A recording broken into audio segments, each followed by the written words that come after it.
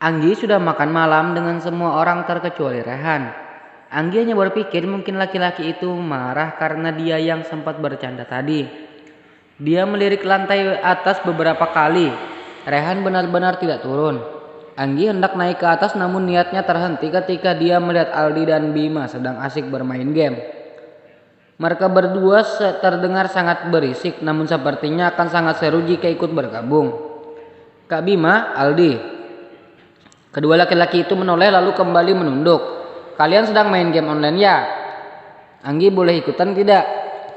Aldi dan Bima langsung menghentikan permainan mereka. Untuk sesaat Bima tersenyum meremehkan. Dia memperhatikan Anggi dengan seksama.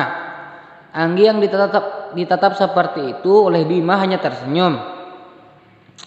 Duduklah, memang kau bisa main game? Aldi bertanya sembari menuntun Anggi untuk duduk di antara mereka berdua. Bisa dong, berucap dengan penuh percaya diri. Namun Bima yang ada di sampingnya malah berdecih meremehkan gadis itu. Aku ikut Aldi, Kak Bima carilah kelompok Kak Bima sendiri. Aldi mengangguk dengan mantap. Sebenarnya dia agak ragu, namun karena penasaran dia hanya menurut ketika Anggi mengatakan jika dia ingin satu kelompok dengannya. Bima menarik kedua bahunya. Anggi tersenyum. Dia mengeluarkan ponselnya dari dalam saku. Namun ketika benda itu keluar, Aldi dan Bima malah dibuat melongo. Kenapa? Anggi bertanya dengan wajah polosnya. Kamu dapat HP ini dari mana? Ini kan HP mahal banget. Speknya juga bagus. Kamu dikasih orang tua kamu. Aldi berbicara dengan penasaran. Pasalnya HP yang dipakai oleh Anggi sekarang adalah HP yang sudah sangat lama dia incar. Namun dia masih belum bisa membelinya karena HP itu terlalu mahal dan kedua orang tuanya menolak untuk memberikan HP mahal seperti itu. Ini HP pemberian Om Rehan. Anggi berbicara sembari tersenyum. Aldi dan Bima melongo. Mereka sudah berusaha membujuk kakaknya untuk memberikan mereka ponsel baru. Namun tidak digubris. Giliran Anggi dia malah membelikan HP yang paling mahal. Kenapa malah pada bengong kayak gitu? Ayo keburu malam, besok kita harus sekolah Aldi. Aldi mengangguk meskipun dia masih sangat dongkol. Aldi tidak tahu jika HP itu memang diberikan kepada Anggi karena HP lama Anggi rusak terkena air hujan. Wah, aku pakai Esmeralda ya Al. Kamu carilah assassin yang bagus. Yakin bisa pakai Esme? Tanya Aldi ragu. Paling juga mati terus, ucap Bima yang sama sekali tidak ditanggapi oleh Anggi.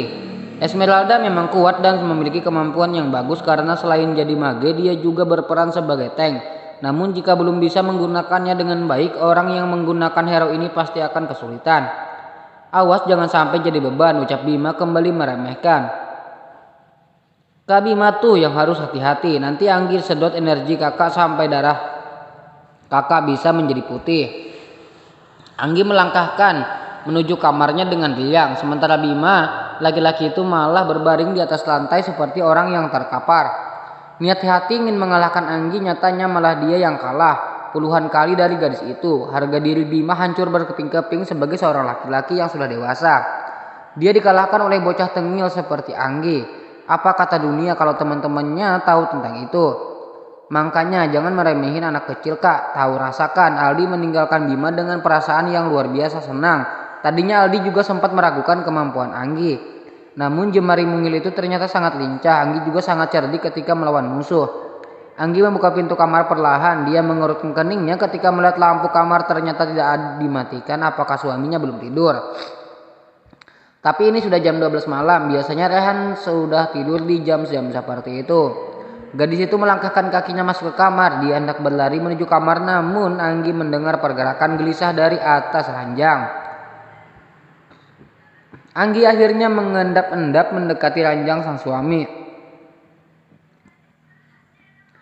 Alisnya tertaut tak kala dia melihat Rehan bergerak gelisah dengan buliran keringat yang membanjiri wajah tampannya.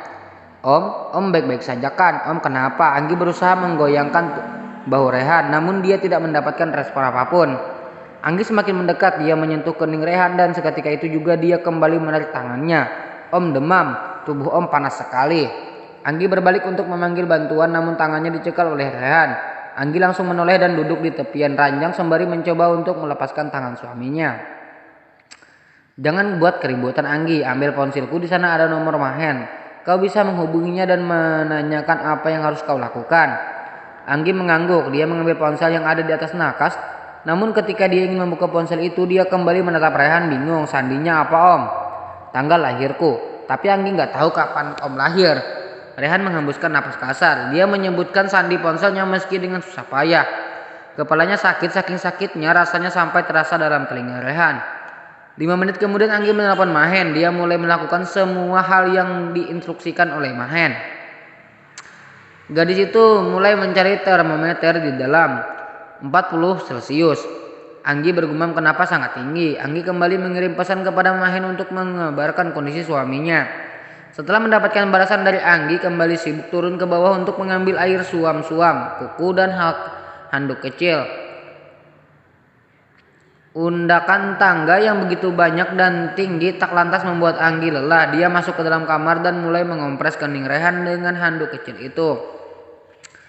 Tahap berikutnya adalah harus memberikan obat kepada suaminya. Om udah makan malam belum? Rehan menggeleng membuat Anggi menghembuskan napasnya kasar. Dia kembali menuju dapur. Lagi-lagi dia harus naik turun tangga. Apa yang harus aku berikan? Aku nggak bisa bikin bubur. Anggi mengobrak-abrik isi kulkas untuk mencari sesuatu. Tidak ada apapun di sana. Kini Anggi beralih mencari makanan yang mungkin bisa dia berikan kepada suaminya.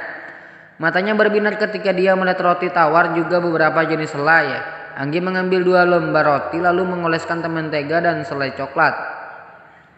Setelah itu Anggi mengambil air panas dari dispenser. Anggi kembali dibuat bingung lantaran biasanya Anggi akan menyeduh roti ini dengan susu. Namun Rehan tidak bisa mengonsumsi susu sebelum minum obat. Nggak apa-apalah. Rada tawar dikit wajar ya kan, namanya juga roti tawar. Anggi melanjutkan aksinya. Dengan menyeduh roti itu dengan air panas. Setelah dirasanya cukup, dia membawa makanan itu untuk Rehan. Tak lupa Anggi juga membawa segelas air hangat. Kali ini Anggi sudah merasa agak capek, lututnya terasa agak gemetar. Naik turun tangga beberapa kali membuat tubuhnya rada lemas. Om, kalau setelah ini om masih galak sama Anggi, om benar-benar keterlaluan. Anggi membuka pintu kamar dengan kakinya. Beruntung tadi dia tidak menutup pintu dengan rapat.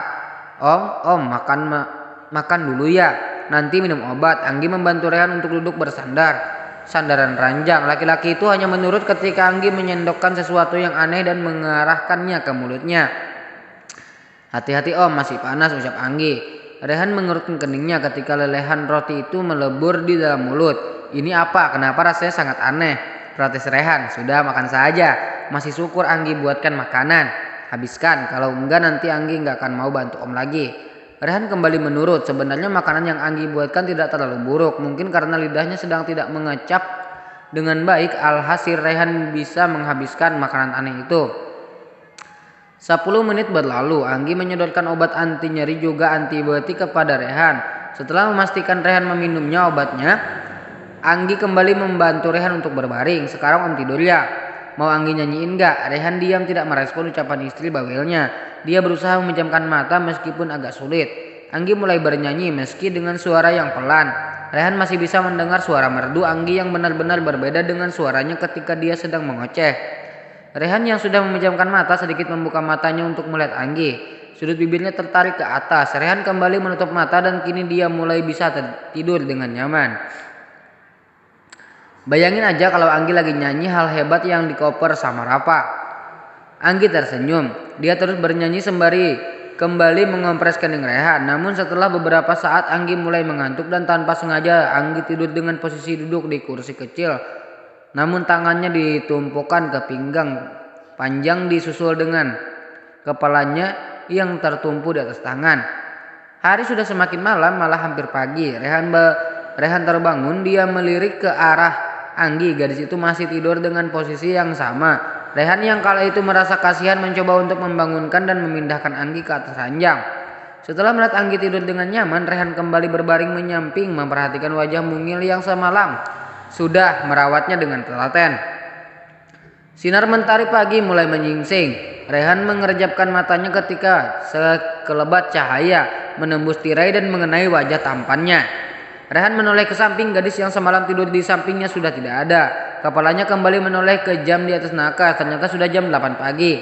Mungkin Anggi sudah berangkat ke sekolah. Rehan tak lekas duduk. Dia sedikit memijit kepalanya sembari menutup mata. Setelah dia rasa siap, Rehan menyingkap selimut lalu duduk. Dia ingin mengambil ponsel yang ada di nakas, namun keningnya berkerut ketika dia melihat sebuah memo teronggok di bawah ponselnya. Dia mengambil kertas memo itu dan mulai membaca. Anggi buatkan teh madu untuk Om, jangan lupa diminum. Anggi nggak bisa masak, jadi Anggi sudah minta Mbok Jum membuatkan sup ayam. Jangan lupa minum obat. Tidak usah jemput Anggi hari ini, Anggi pergi dengan Aldi. Dari istrimu Anggi. Lekas sembuh ya Om.